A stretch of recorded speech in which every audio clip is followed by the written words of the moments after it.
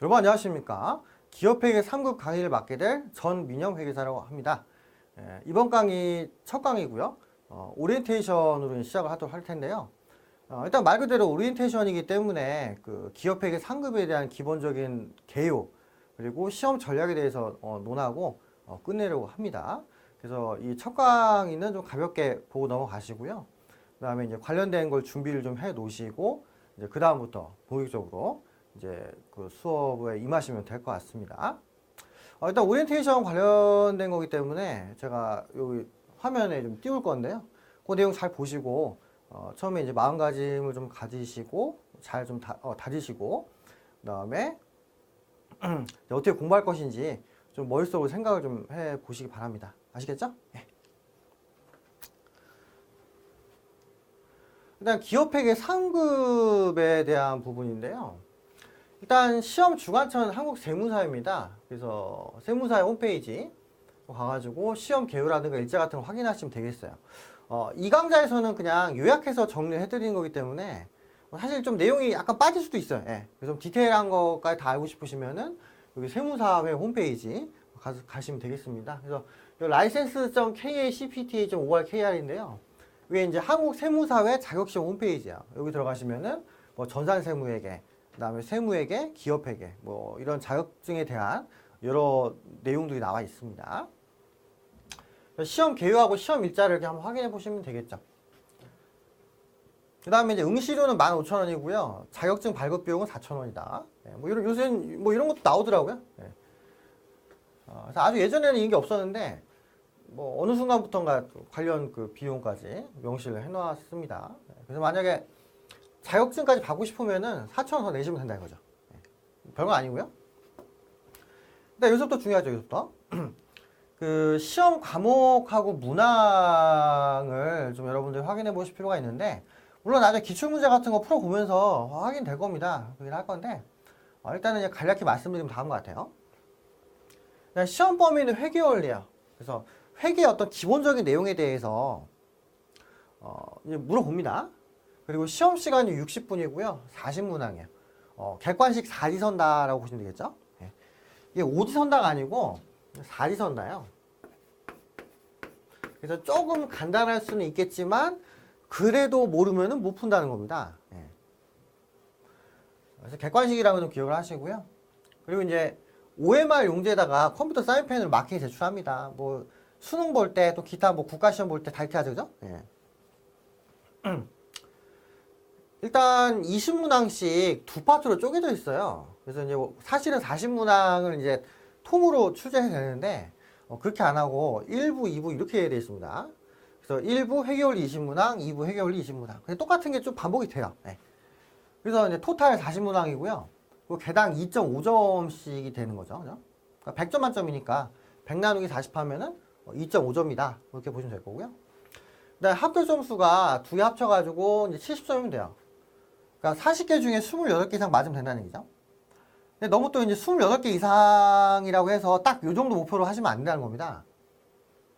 28개 이상 득점이니까 한 32개 정도는 맞겠다는 생각 가지고 문제를 푸셔야 되겠죠. 그죠?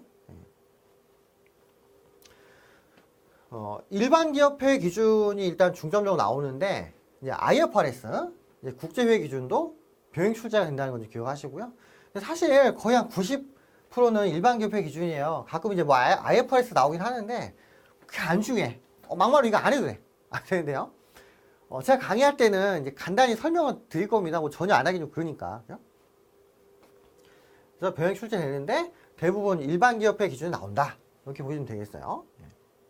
그리고 이제 IFRS라고 해도 일반 기업회 기준은 거의 똑같아요. 내용이. 차이가 없어. 그러니까 부담은 갖지 마시라 이거죠. 그 다음에 이제 계산 문제 나옵니다. 계산 문제. 회계 계산이거든요. 계산 문제 안 나오면 그것도 말이 안 되죠. 그러니까 이제 계산기가 필요할 것이다. 이렇게 좀 기억을 해주시면 좋겠죠. 그래서 이제 시험장 가시면은 일단 컴퓨터용 사인펜 갖고 가셔야 되고요. 그다음에 계산기 갖고 가야 될 겁니다.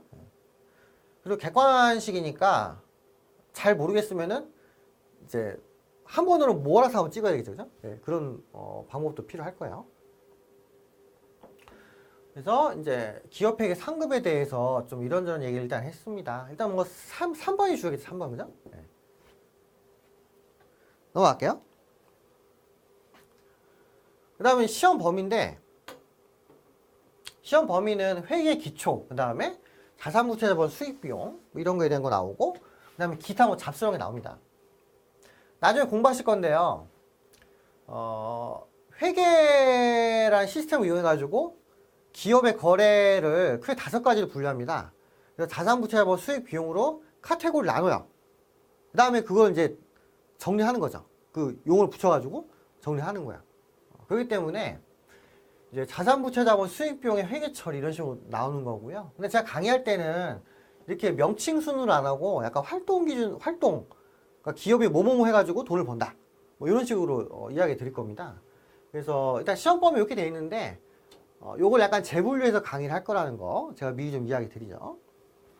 그 다음에 이제 기업회계 상급 공부할 때 좋은 점이 있어요. 기업회계 상급 공부를 하면은 이제 회계 원리에 대한 어떤 기초적인 학습을 할 수 있다는 거죠. 그 자격증을 따면은 기분 좋잖아요.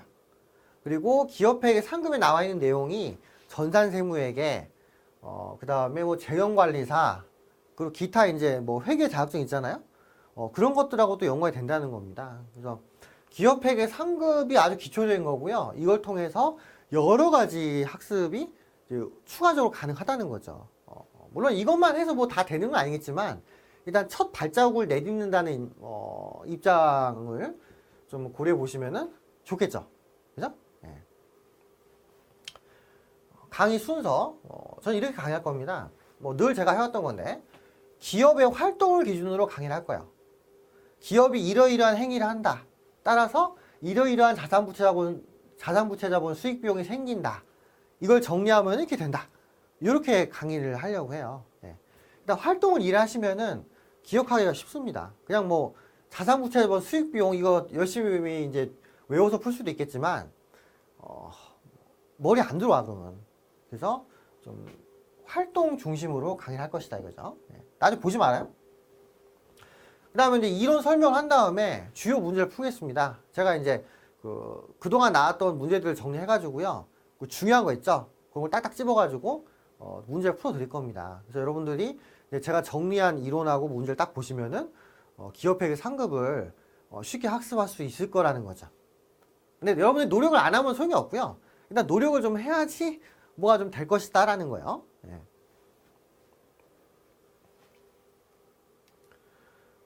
효율적인 공부 방법인데요. 뭐 여러 가지가 있겠죠. 근데 제가 나는 5가지 이렇게 좀 한번 써봤습니다.